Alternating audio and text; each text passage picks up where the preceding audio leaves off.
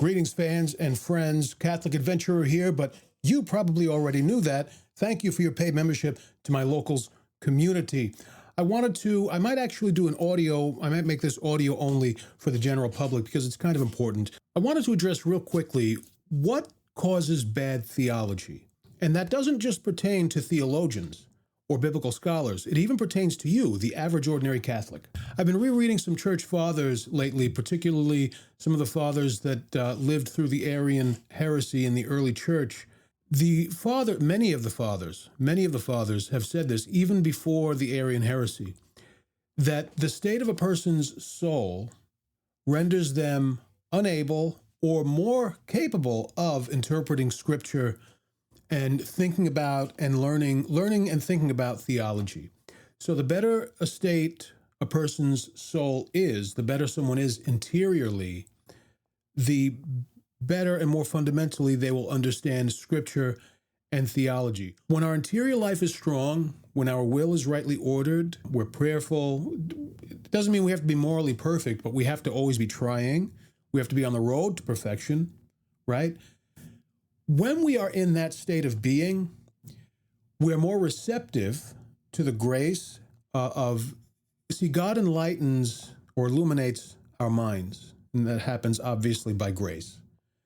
We're more receptive to that grace when our interior life or our moral life is more squared away.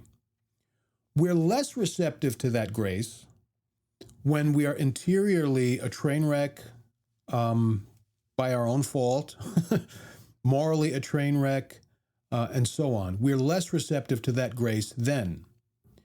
And so we're less capable of interpreting Scripture, understanding theology, even basic stuff. One example I can throw at you is St. Anthony of the Desert, or St. Anthony the Great. He was not an educated theologian. One day he just decided he was going to take his faith extremely seriously, and the way he did that was he escaped to the desert. He got rid of all of his money. I think he came from wealth. He gave someone, it might have been a convent, I don't remember, enough money to take care of his sister for the rest of her life, gave away the rest of his money to the poor, and then retreated to the desert. And what did he do in the desert? I mean, it's a fascinating, fantastic story, St. Anthony of the Desert. But what did he do in the desert? He basically meditated on Scripture. He prayed, he meditated on Scripture. I think he wove baskets. That was it. That's what he did. He didn't write much. Most of what we know about him is written by someone else. Most of what we know comes from Athanasius. But when we look at St. Anthony the Great's treatment of Scripture, when we hear commentary about his command of theology, I mean, the guy was very, very profound, but he wasn't educated in it. He read it, contemplated it, meditated upon it, and because the state of his soul was so strong, he was receptive to what God was offering through in the study of theology, or in the reading, in his case, in the reading of Scripture.